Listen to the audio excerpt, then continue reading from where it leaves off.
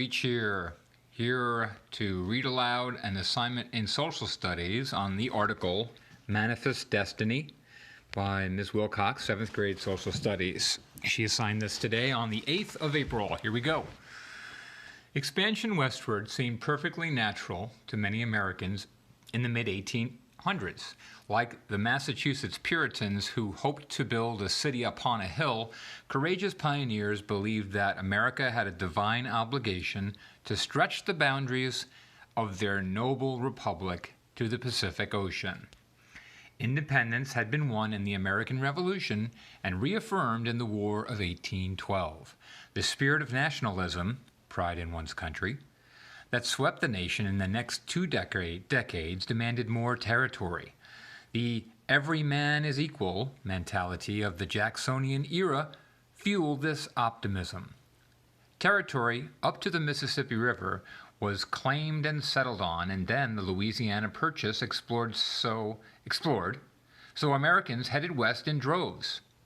Newspaper editor John O'Sullivan coined the term manifest destiny in 1845 to describe the essence of this mindset to spread the United States farther west. A symbol, under the picture there's a caption, a symbol of manifest destiny, the figure Columbia moves across the land in advance of settlers, replacing darkness with light and ignorance with civilization.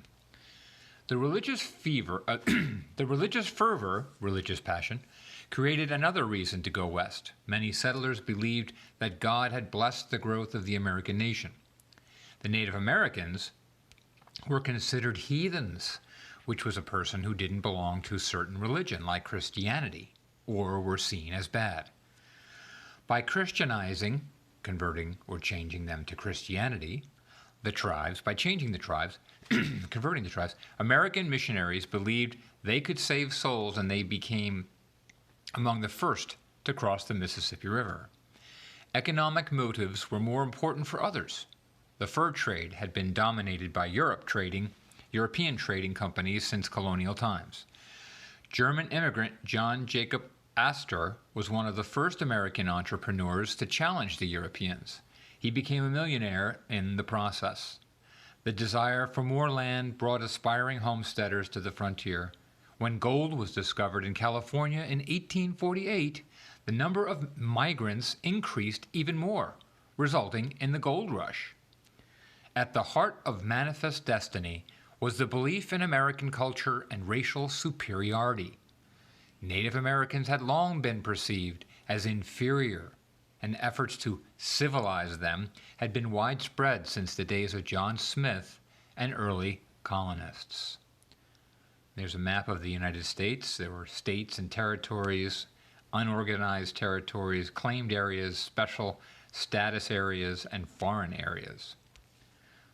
In 1840, the entire southwest corner of the United States was controlled by foreign powers, shown in orange, and the international dispute over the Oregon Territory, in light green, had not been settled. And there's another map. In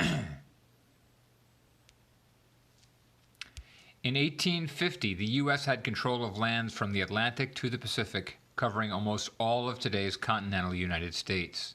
Expanding the boundaries of the United States was in many ways a cultural war as well. The desire of Southerners to find more land suitable for cotton cultivation would eventually spread slavery to those regions. North of the Mason-Dixon line, that's the boundary between Maryland and Pennsylvania, taken as the northern limit of the slave-owning states before the end of slavery, many civilians were deeply concerned about adding any more slave states. Manifest Destiny touched on issues of religion, money, race, patriotism, and morality. These clashed in the 1840s as a truly great drama of regional conflict began to unfold.